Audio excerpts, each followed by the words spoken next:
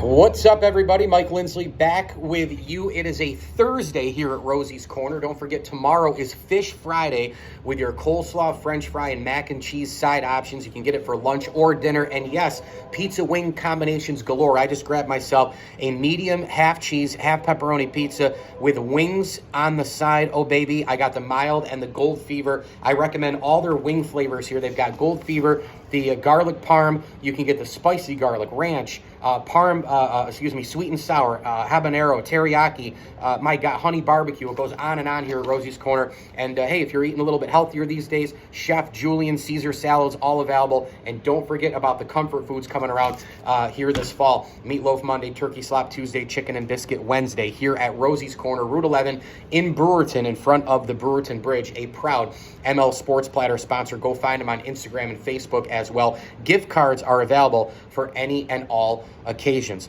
Offense. What are these teams in the NFL doing with defensive-minded coaches, defensive-minded philosophies? Now, I'm going to go through a couple of guys on the list here who are really good coaches or great or even elite head coaches. And there is a difference here and there when you kind of separate the thought process in terms of the actual X's and O's of football, right? You have Mike Tomlin, right? He's going to Hall of Fame. I love Mike Tomlin. I said not too long ago, and I have said it for a long time, I'll just give the guy a blank check, make him the Steelers head coach forever. I've changed on that a little bit looking at this offense the first couple of weeks with his brutal offensive coordinator in terms of Matt Canada. The Steelers are just there, right? They're just consistent and loyal and defense and running the ball and winner and blue collar in the Steel City, and we're tough, and we have TJ Watt, and we have a Highsmith, and we have a slew of guys. We had the Steel Curtain, which we're still living on 53 years later. It's hard to argue, right? Because the trademark franchise, they have been so successful. They've won Super Bowls and all the rest. And we finally gotten to a point where the Steelers are no better than a 10 or 11 and win team in the NFL.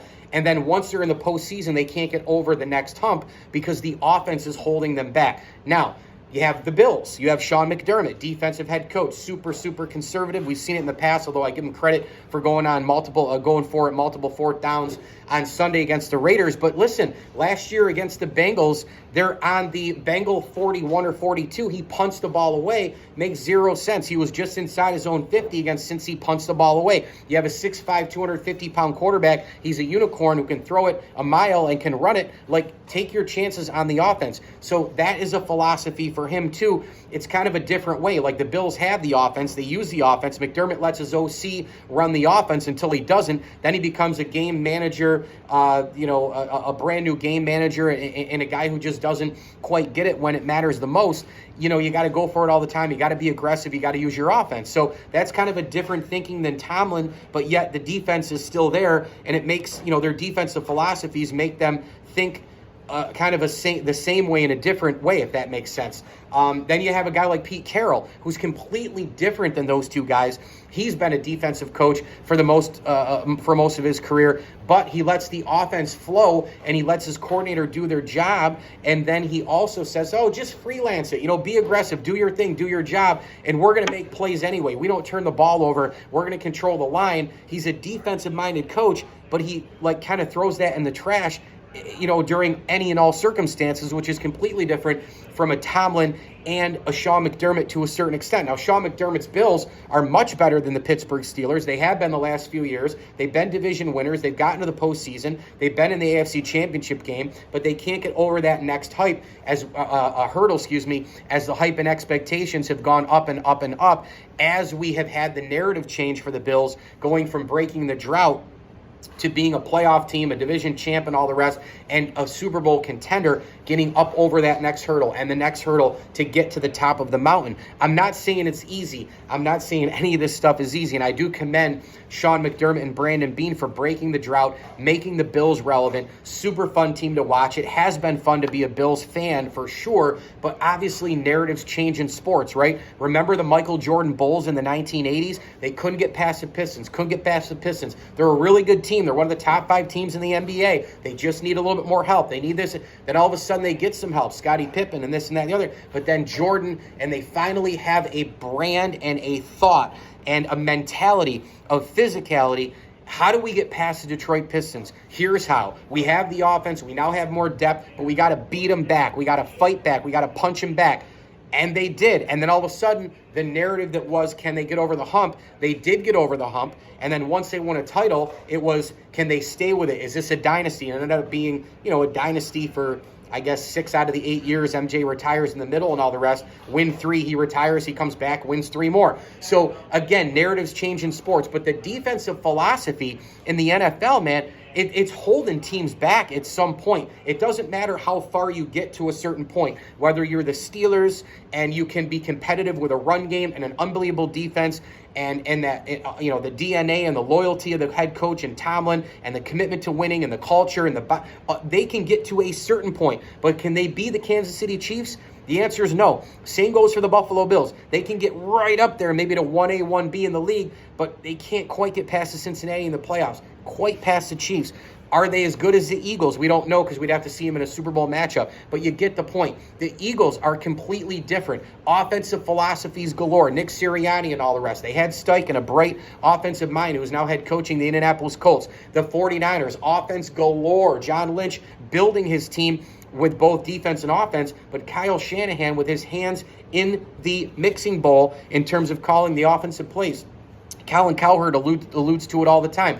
Look at the defense of Mike Tomlin with his offensive coordinator and his defensive philosophies compared to the 49ers. You saw it in week 1. The Pittsburgh Steelers couldn't move the ball against an elite defense. The 49ers went into Pittsburgh 3,000 miles across the country, shattered them, completely destroyed the Steelers, and the elite defense of the Steelers couldn't keep up with Shanahan and the motion and the play action and the fake handoffs rolling out and all the rest. And Christian McCaffrey and zone and gap blocking. McCaffrey, Ayuk, Deebo Samuel. You don't know what freaking weapon is going to hit you next with the 49ers. Again, offense, offense, offense. The Cincinnati Bengals, I know they're 0-2 this year. Last year they go to the Super Bowl. Joe Burrow, Higgins, Boyd, Jamar Chase, all these different weapons, Mixon and company. They go to a Super Bowl. Zach Taylor, offensive coach, offensive philosophies. Look at what Miami's doing with Mike McDaniel, Tua, Tyreek Hill. Offense, offense, offense galore. Brandon Staley's another defensive example. The guy cannot find his ass from a hole in the wall. He's a defensive coach, doesn't have any credibility whatsoever. He has Justin friggin' Herbert, 6'4", 240, sees over the line,